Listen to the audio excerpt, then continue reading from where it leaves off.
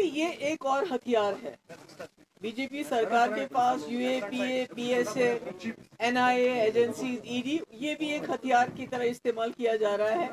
जम्मू कश्मीर के लोगों को, चाहे वो जम्मू हो चाहे कश्मीर हो, उनको घर से बेघर करने की, उनको अपरूट करने की, उनको सताने की, उनको तंग करने की, ये एक और यूएपी ये है।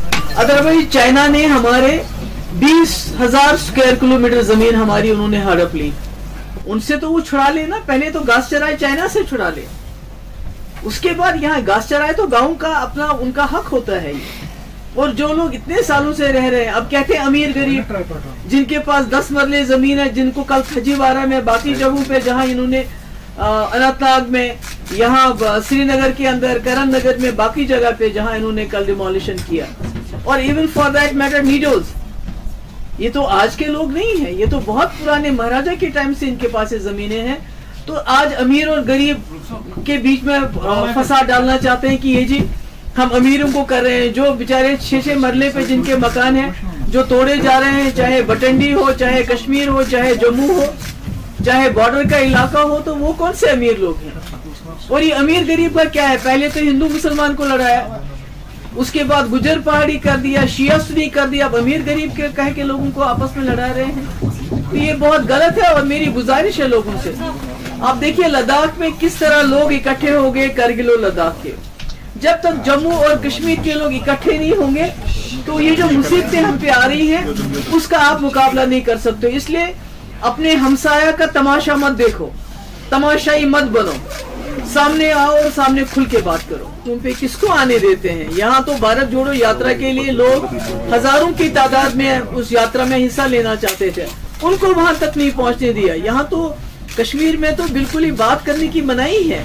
कल तो बटंडी में लोग निकले, मगर कश्मीर में लोगों को बाहर निकलना ही उनके लिए मुश्किल है, उनको जेल में डाल दिया जाता है, उनको पीएसए लगाया जाता है। यहाँ तो ऐसी दहशत रखी है इन्होंने। देखिए वही बजट वही है जो पिछले 8-9 साल से आ रहा है। टैक्सेस बढ़ गए हैं, जो वेलफेयर स्कीम्स हैं जिसपे पैसा खर्च होना चाहिए था, सब्सिडीज पे जो पैसा खर्च होना था वो उस पे पैसा खर्च नहीं हो रहा है। जो इनके कुछ क्रोनी कैपिटलिस्ट हैं, जो बड़े बड़े बिजनेसमैन हैं, उनको उनके लिए सारा टैक्स जमा किया जा रहा है। कहने का मकसद ये है कि जो टैक्सेस लगाए जा रहे हैं उसका फायदा आवाम को मिलना चाहिए था, क्योंकि टैक्स से तो लोगों की कमर तोड़ दी।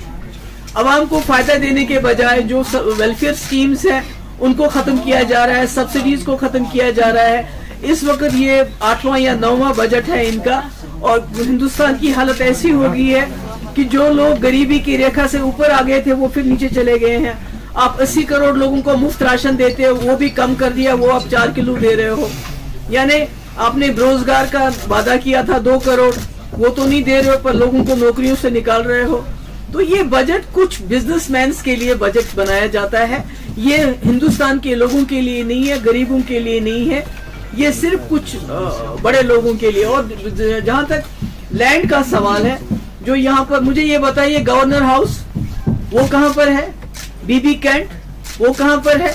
अगर ये कहते हैं कि हम बड़े लोगों से शुरू करें तो फिर गवर्नर हाउस से शुरू करें, बीबी कैंट से शुरू करें, ऐसा क्यों नहीं करते हैं। जम्मू के लोगों ने रिएक्ट किया, कल बटंडी में लोग निकले, पर यहाँ कश्मीर में लोग बाहर नहीं आ सकते हैं। और दूसरा मैं ये आपको बहुत ही कहना चाहती हूँ विद ग्रेट रिस्पॉन्सिबिलिटी, ये एक करप्शन का बहुत बड़ा हिस्सा है।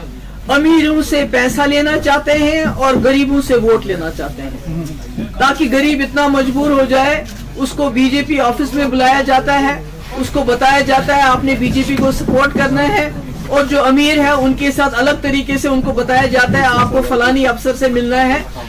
ये भी करप्शन का एक बहुत बड़ा तरीका यहाँ इख्तियार किया गया है। पहले यहाँ नौकरियों में बहुत बड़े पैमाने पे करप्शन हो रही है, और आज जमीन को लेके ये अमीरों से पैसा लेना चाहते हैं और गरीबों को बीजेपी के साथ जोड़ना चाहते हैं, और साथ साथ लोगों को अपलोड करना चाहते हैं। वही तो मैं कह रही हूँ कि लद्दाख में करगिल और लद्दाख के लोग इकट्ठे हो गए, जम्मू में कल बटंडी के लोग निकले, उन्होंने रोका, मगर जब तक जम्मू और कश्मीर के लोग, खाली कश्मीरियों से बात नहीं चलेगी, जब तक जम्मू का डोगरा और कश्मीर का कश्मीरी इकट्ठे नहीं हो जाएंगे इस मुद्दे पे, तब तक आप इस जुल्म को नहीं रोक पाएंगे। मैंने आपको बोला, यहाँ के लोगों के पीछे ईडी है, एनआईए है, पीएसए है, यूएपीए है। यहाँ कोई बात करते हैं तो उसको जेल में डालते हैं। हमारी छोड़िए, आप अपनी बात कर लीजिए जर्नलिस्ट की। आप लोगों के पासपोर्ट बंद है, आप लोगों को थाने पे बुलाया जाता है कि भाई आपने ये बात क्यों कही, ये बात की। यहाँ तो पूरा जो जुल्म सितम का जो बाजार है वो जम्मू कश्मीर में बिलखुसूस वादी में गर्म है, तो लोग बाहर कैसे निकले, बात कैसे करें। देखिए, मैं कोर्ट पे तो ज्यादा कुछ कह नहीं सकती। मैं जो किरण रिजिजू जिन्होंने बोला कि भाई जो अदालतें हैं उनको जो है क्या करना चाहिए, तो यानी कहीं ना कहीं जो हमारे जो इंस्टीट्यूशंस हैं, चाहे वो मीडिया है, चाहे जुडिशरी है, उनको भी कोशिश की जा रही है सब्जुगेट करने की। फ्रेंडली नहीं है, टैक्सेस बढ़ाए गए हैं, जीएसटी बढ़ाया गया है, आम गरीब की जेब से पैसा निकलेगा और जो बड़े इनके दोस्त हैं, बड़े बड़े बिजनेसमैन हैं, उनके पास जाएगा। कोई सोशल वेलफेयर स्कीम्स का पैसा नहीं बढ़ाया गया, कोई सब्सिडीज बढ़ाने के बजाय खत्म की गई। गैस की कीमत 1200 रुपए है इस वक्त, तो है क्या?